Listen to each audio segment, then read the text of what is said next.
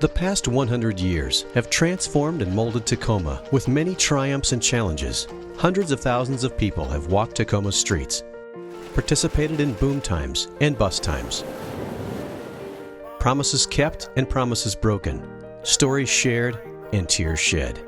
Through all these ups and downs, a precious few aspects of the community have remained constant beacons of hope.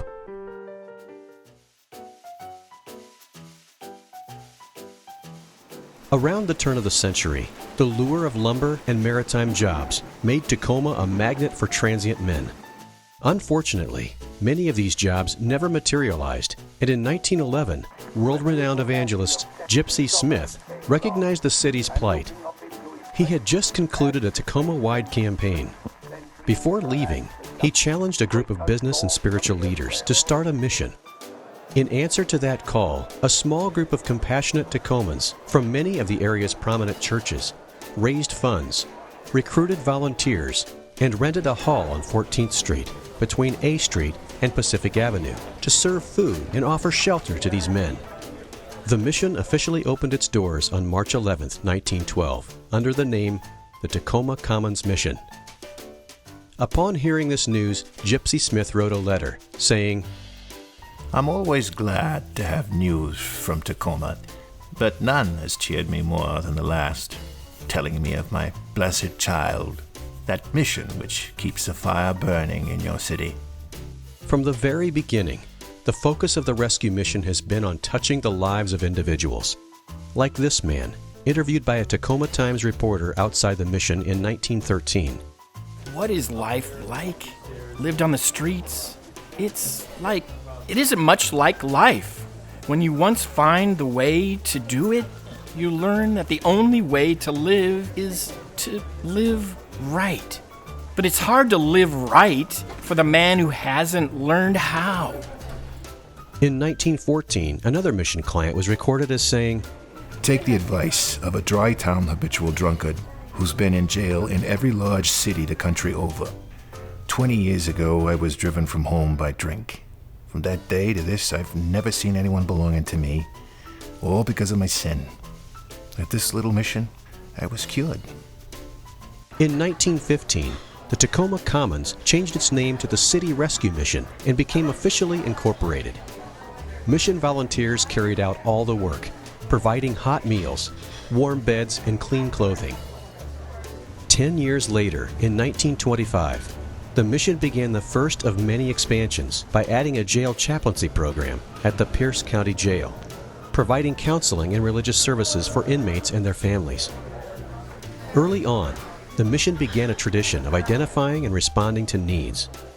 As a result, it soon filled the role of employment bureau and began organizing hospital visits and starting nightly church services. When the Great Depression hit the Northwest, the needs intensified, and the rented building used by the mission could no longer meet those needs. So, in 1939, the mission changed its name to the Tacoma Rescue Mission and purchased its first building at 1512 Pacific Avenue. All during World War II, the trustees carried out a forward-looking remodeling program on this building. Mission Superintendent Shaughnessy said, "We're planning this post-war expansion program to meet the inevitable need of those who become tomorrow's unfortunates in the backwash of war." Shaughnessy was proven right. And in 1946, the adjoining building at 1510 Pacific Avenue was also purchased, increasing the mission's capacity by 50%. While it was rescuing the lives of needy men, the mission was also changing the lives of those who worked there. Mr. and Mrs. J.H. Hyde volunteered at the mission for 9 years. A letter from Mr. Hyde dated October 1949 said, I did not receive any compensation for the work at the mission, but as I look back over that interesting period, I believe they were the most blessed years of my life. The 60s saw continued expansion of the mission's reach. A doctor's donation of a residence and clinic allowed for the opening of Hope Home, which put a roof over the head of mentally or emotionally disturbed women. And by the end of the decade, the New Life Clinic, today's New Life program, opened, a counseling service offering alcoholics a chance for recovery. More growth and more changed lives occurred in the 1970s. The men's mission added counseling programs for homeless and chemically dependent men, along with a free medical and dental clinic operated by volunteer doctors and nurses. The Emergency Family Shelter opened in 1971, and for the first time, emergency housing was available in Tacoma for single women and parents with children. Demand for family housing continued to grow, and the mission bought an apartment house for families in distress. The community continued to notice the good work.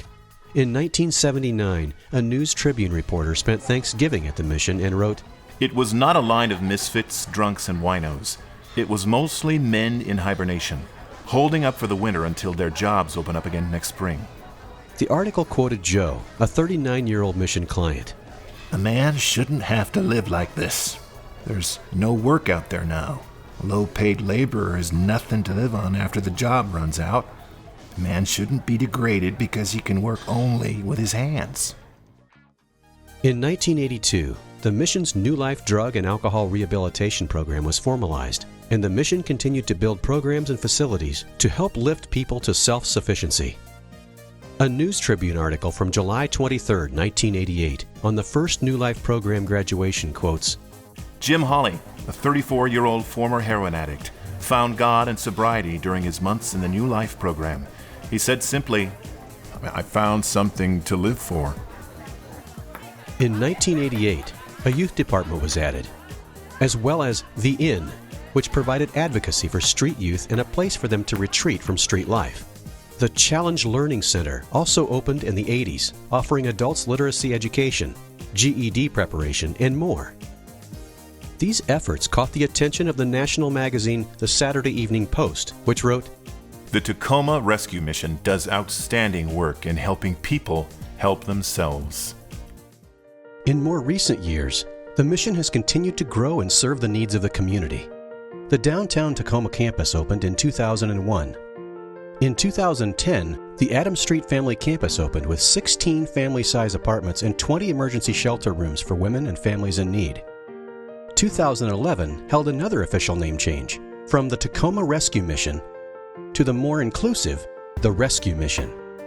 Since 1912, for over 100 years, the Rescue Mission has been helping the poor, the hurting, and the hungry.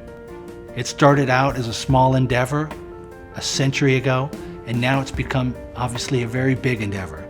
But you know what's never changed? Our purpose, our core, our focus. It's always been about people. It's been about the people we serve, and it's been about the people, the consecrated men and women who volunteered, who gave their resources, who gave their time to love the poor. When the Rescue Mission started 100 years ago, we never imagined that we'd serve anything other than homeless men. But now we have hundreds of children, hundreds of moms and women who are in this. We're talking about families. So the Rescue Mission has changed because society has changed.